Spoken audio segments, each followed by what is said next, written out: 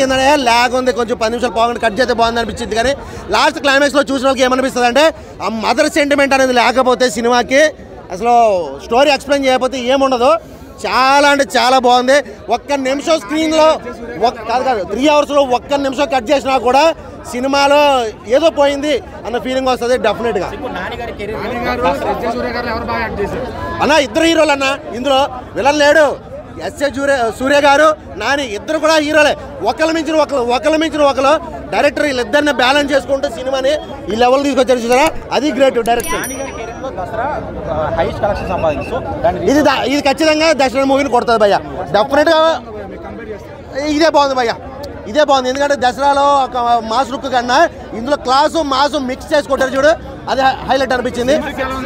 Music BGM కొట్టాడు భయ్య, థియేటర్లో కింద నుంచి కదులుతున్న ఇట్లా అమ్మమ్మ పోయ్ మామూలు లేదు అసలు.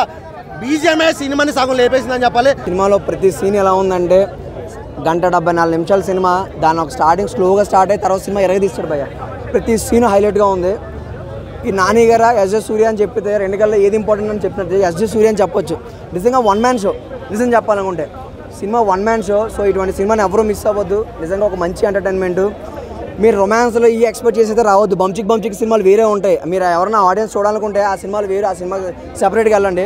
కానీ ఈ సినిమాలో ఉన్నంత వరకు సినిమా బేస్ కానీ ఎవ్రీథింగ్ 1 మ్యాన్ షో ఎవరు ఉందంటే అది ఎస్జే సూర్య మాత్రమే. సో ఎవరు ఇటువంటి సినిమాని మిస్ అవ్వకండి, ప్రతి ఒక్కరు వెళ్ళి చూడండి. ఈ సినిమా చూడడానికి శనివారమే కాదు, నాకు దసరా హైయెస్ట్ బడ్జెట్ మూవీ అని నాకు అనిపించింది. మరి మీకు ఈ సినిమాలో అనిపించిందేమో. అయినప్పటికీ మనకి బడ్జెట్ ముఖ్యం కాదు, కంటెంట్ అనేది ముఖ్యం. స్టార్టింగ్ అదే స్లో నేరేషన్ ఇచ్చిన సినిమాలోకి తీసుకెళ్తారు, ఆ సీన్ మాత్రం హైలైట్. అంటే దసరా అంటే ఫుల్ మాస్, అది అందులో దసరా ఫుల్ మాస్ ఉంటుంది. లవ్ కొంచెం రొమాన్స్, కొంచెం లవ్ ఉంటుంది. ఇందులో ఏంటంటే కొంచెం రొమాన్స్ తక్కువ ఉంటుంది. సినిమా అంతా యాక్షన్ సీన్లో ఉంటాయి. ఈక్వల్ అంటే హీరోని మించిపోయాడు ఎస్జే సూర్య, హైలైట్. సినిమా మొత్తం 1 మ్యాన్ షో ఎస్జే సూర్యనే పక్కా. సో ఎవరి సినిమాను మిస్ అవ్వద్దు, ప్రతి ఒక్కరు చూడండి, ఫ్యామిలీ ఎంటర్టైన్మెంట్. శనివారం అన్నారు, తీరా చూస్తే గురువారమే థియేటర్కి వచ్చేసారు.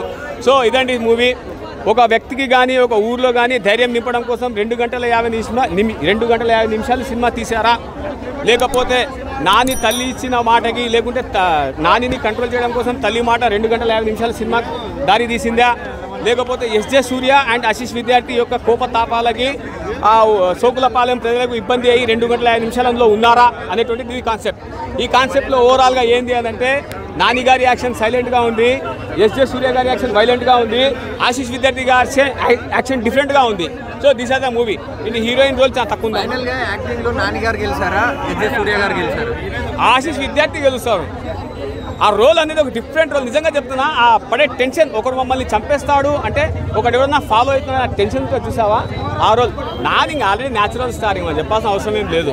సో అదే యాక్షన్ కంటిన్యూ అవుతుంది.